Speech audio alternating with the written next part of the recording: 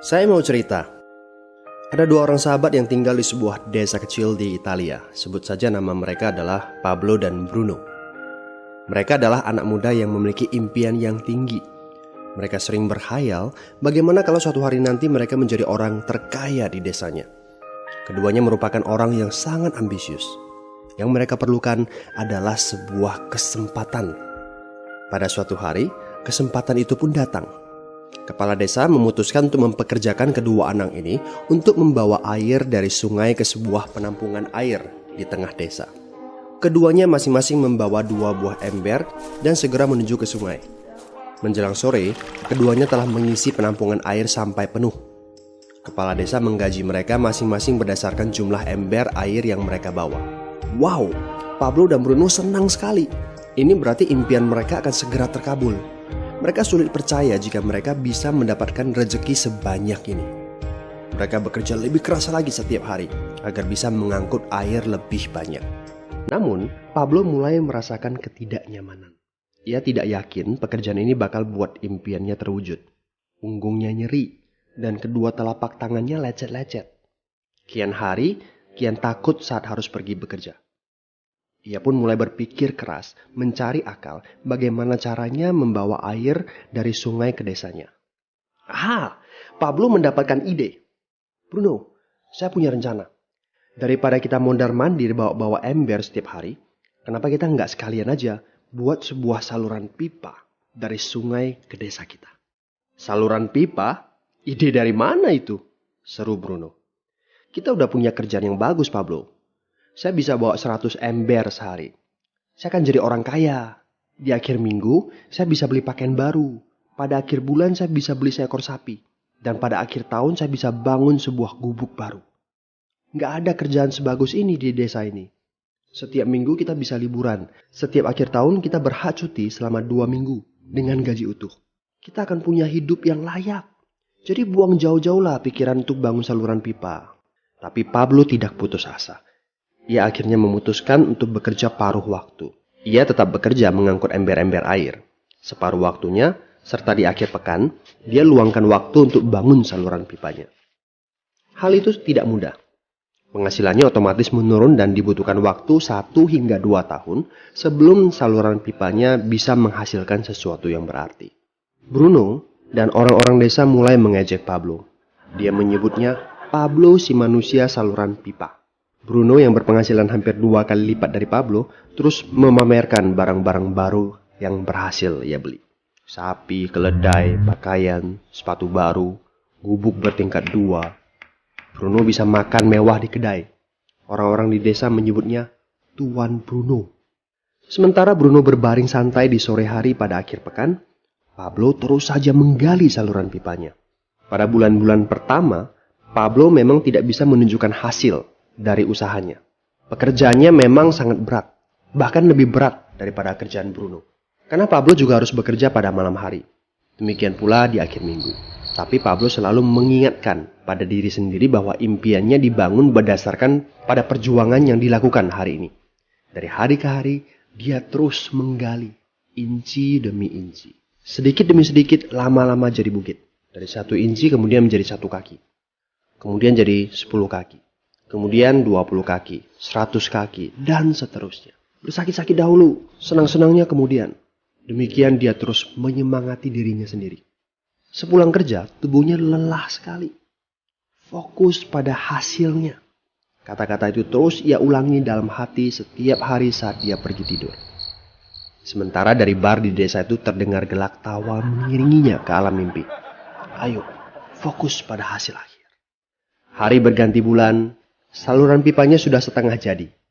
Saat beristirahat, Pablo melihat dari jauh sahabatnya Bruno yang terus saja mengangkut ember-ember. Bahu Bruno tampak semakin lama semakin membungkuk. Dia menyeringai kesakitan. Langkahnya semakin lamban akibat kerja keras setiap hari. Dia semakin jarang bersantai-santai di tempat tidur gantungnya. Dia lebih sering terlihat di bar, duduk dengan wajah letih dan murung. Saat pengunjung bar melihat Bruno, mereka saling berbisik. Hei, ini dia Bruno si manusia ember. Dia lebih suka duduk sendiri di sudut yang gelap ditemani botol-botol kosong di sekelilingnya. Akhirnya, saat bahagia Pablo pun tiba. Saluran pipanya sudah rampung. Orang-orang desa berkumpul saat air mulai mengalir dari saluran pipanya menuju ke penampungan air di desa. Sekarang, desa ini sudah bisa mendapatkan pasokan air bersih secara tetap. Pablo tidak perlu lagi membawa ember. Artinya, airnya akan terus mengalir, baik dia sedang bekerja maupun tidak. Air itu mengalir saat dia makan, saat dia tidur. Air itu mengalir di akhir minggu ketika dia asyik bermain. Semakin banyak air yang mengalir ke desa itu, semakin banyak pula uang yang mengalir ke kantong Pablo. Apa moral dari cerita ini? Pertanyaan yang paling penting untuk kita renungkan adalah, siapakah Anda? Seorang pembawa ember atau seorang pembuat saluran pipa? Apakah Anda hanya mendapatkan penghasilan jika Anda datang ke tempat kerjaan, seperti Bruno pengangkut ember? Atau Anda termasuk orang yang bekerja hanya sekali saja, kemudian Anda dibayar terus-menerus, seperti Pablo pembuat saluran pipa? Jika Anda termasuk orang kebanyakan, itu berarti Anda bekerja dengan menggunakan pola pembawa ember. Anda membarterkan waktu untuk mendapatkan uang.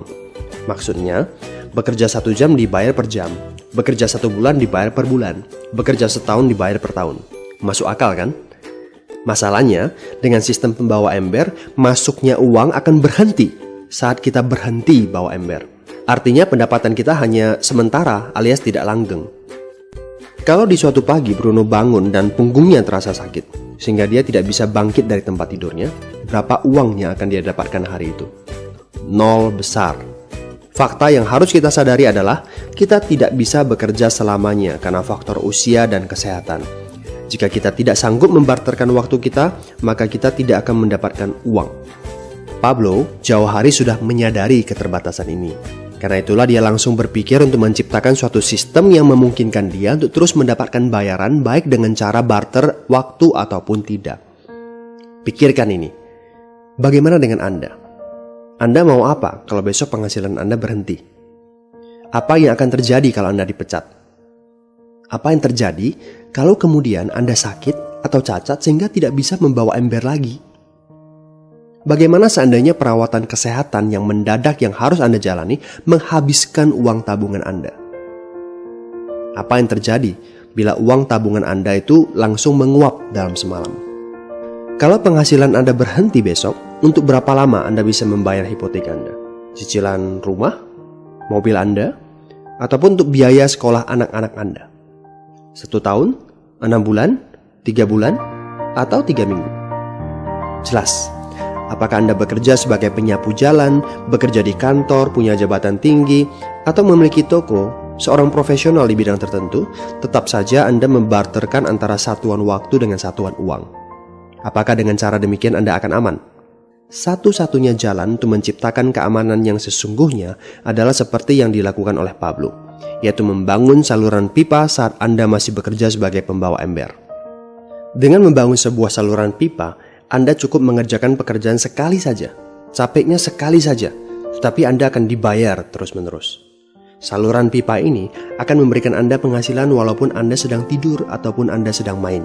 Penghasilan ini juga akan terus Anda peroleh setelah Anda pensiun, pada saat Anda sedang sakit ataupun cacat sehingga tidak bisa bekerja, dan juga dalam situasi darurat. Inilah yang disebut sebagai penghasilan pasif. Anda tahu, saat ini kami sedang membangun saluran pipa yang akan memberikan penghasilan pasif. Mau tahu caranya? Hubungi teman yang meminta Anda untuk menonton video ini. Dia punya akses untuk informasi yang Anda butuhkan. Mintalah video lanjutannya, atau jika memungkinkan, bertemu langsung dengan teman Anda.